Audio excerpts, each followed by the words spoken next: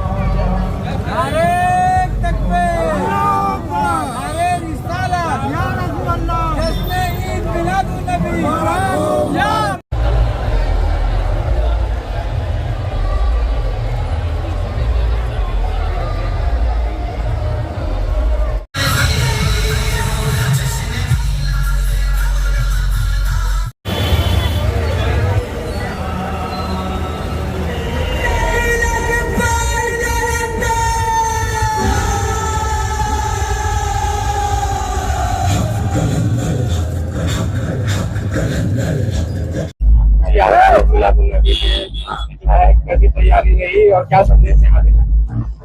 ये जश्न ईद मिलादुन नबी पैगम्बर इस्लाम का असल में जाहिरी तौर पर 28 का दिन मनाते हैं हम लोग। हालांकि वो तुंगुर है, लेकिन आज के दिन बजाहिर दुनिया में तशरीफ लाए थे, उसका हम लोग ये त्योहार मनाते हैं। जो हमारी जो 2 ईद पड़ती है ना, उस ईदों की भी ईद है, ये बड़ी ईद है हमारे लिए, हर मुसलमान के लिए। और हम ये पैगाम देना चाहते हैं कि प्रदेश वासियों को, देशवासियों को, शहर वासियों को, सबको बहुत बहुत मुबारकबाद देना चाहते हैं कि आज के दिन अगर पैगम्बर इस्लाम इस दुनिया पर तशरीफ लाए, जिन्होंने अमन का पैगाम दिया, भाईचारे का पैगाम दिया, जिन्होंने बेटियों को बचाने का पैगाम दिया, पड़ोसियों की भी कफालत करने का पैगाम दिया, ख्याल रखने का पैगाम दिया। तो ऐसे पैगम्बर इस्लाम जो दुनिया पर तशरीफ लाए है, आज का दिन हम बड़े खुशी से मनाते हैं। देख रहे हैं आप, जगह जगह सजाया गया है माशाअल्लाह। इसमें शहरवासियों का भी बहुत बहुत साथ रहा है। मैं उन शहरवासियों का भी बहुत बहुत शुक्रिया अदा करता हूँ, पुलिस प्रशासन का, जिला प्रशासन का, नगर निगम का, शहर के एक एक बच्चे और बड़े बुजुर्ग सबका तहे दिल से शुक्रिया अदा करता हूँ। सबने साथ दिया और देखो बहुत अच्छे तरीके से हमारा ये जुलूस आज सफल रहा।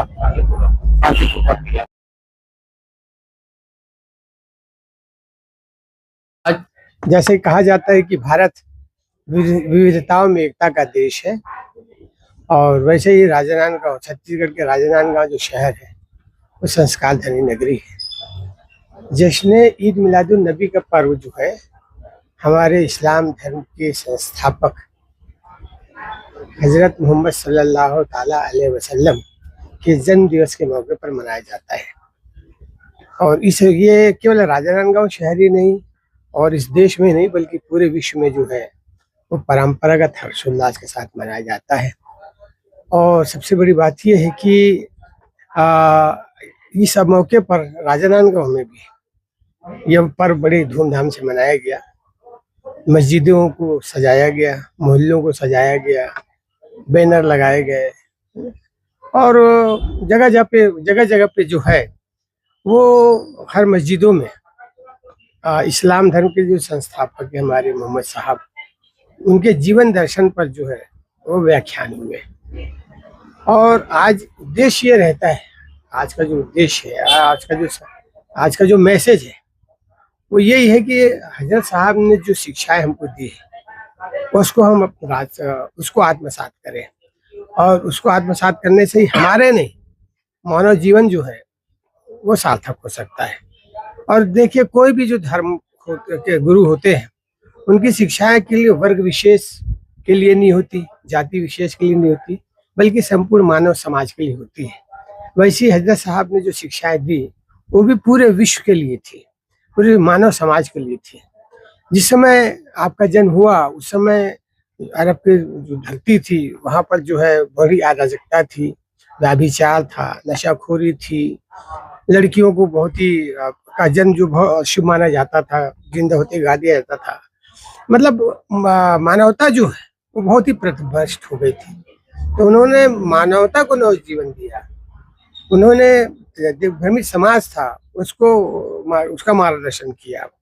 और आज जो है उनकी जो शिक्षाएं हैं वो ये चाहते थे कि पूरे विश्व में अमन चैन रहे, सुकून रहे, हर तरफ खुशहाली रहे, किसी प्रकार से जो है व्यभिचार ना हो, नशाखोरी ना हो।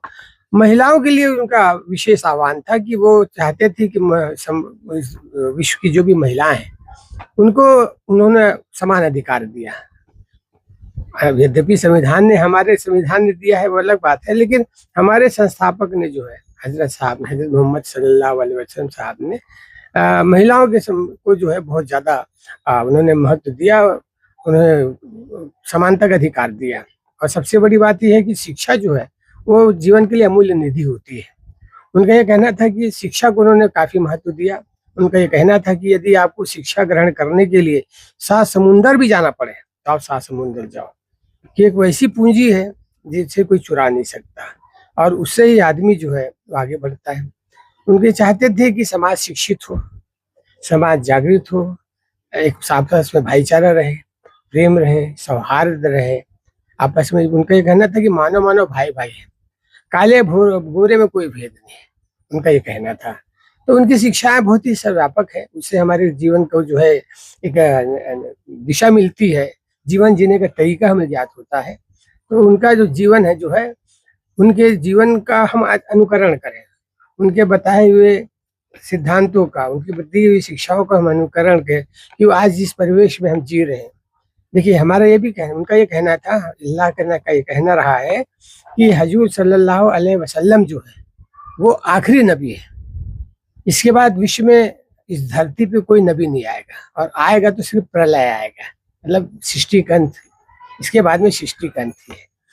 तो आज की जो परिस्थितियां हैं, जब देख रहे हैं चारों तरफ भ्रष्टाचार है, व्यभिचार है, नैतिकता का ह्रास हुआ है, समाज का विघटन हुआ है ना। धर्म के प्रति लोगों की जागरूकता जो है खत्म हो गई है। लोग जो है पाश्चात्य सभ्यता को अंगीकार करते जा रहे हैं। बहुत सारी अवगुण, मानव जीवन तो खैर उसमें तो अवगुण तो रहते ही है, लेकिन अवगुण आ गए हैं। तो ऐसी दशा में जो है आज जो है उनकी शिक्षाओं का बड़ा महत्व है कि आदमी उनके बताए हुए शिक्षाओं को ग्रहण करे, सिद्धांतों का पालन करे, तभी उसका जीवन सार्थक होगा। आज राजनांदगांव शहर में भी बहुत ही विशाल पैमाने पर जुलूस निकाला गया। मोहल्ले मोहल्ले से जो जुलूस निकले, जो जौनी हट्टी में जाकर जो है सभी इकट्ठा हुए, वहाँ पर परचम कोसाई मतलब धार्मिक ध्वजारोहण किया गया। उसके बाद रैली जो है पूरे शहर में भ्रमण करते हुए जूनी हट्टी में उसका समापन हुआ।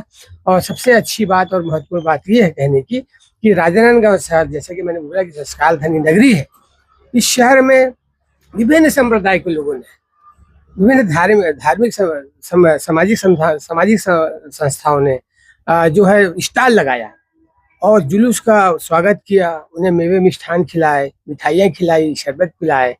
तो एक धार्मिक जो है सौहार्द का परिचय दिया। ये एक बहुत ही उल्लेखनीय बात है और ये हमारी संस्कार धनी की एक परंपरा जो है वो उसको उन्होंने जीवित रखा है। उसके लिए पूरा राजनांदगांव शहर जो है उसके लिए साधुवाद है। और मैं जो हूँ ईद मिलादुन नबी के मौके पर आप सभी को बहुत बहुत बधाई देता हूँ, शुभकामनाएं देता हूँ और ईश्वर अल्लाह से प्रार्थना करता हूँ कि हमारे नबी ने जो हमें राह दिखाई है उस पर चले और अपना जीवन सार्थक करें। शुक्रिया, धन्यवाद।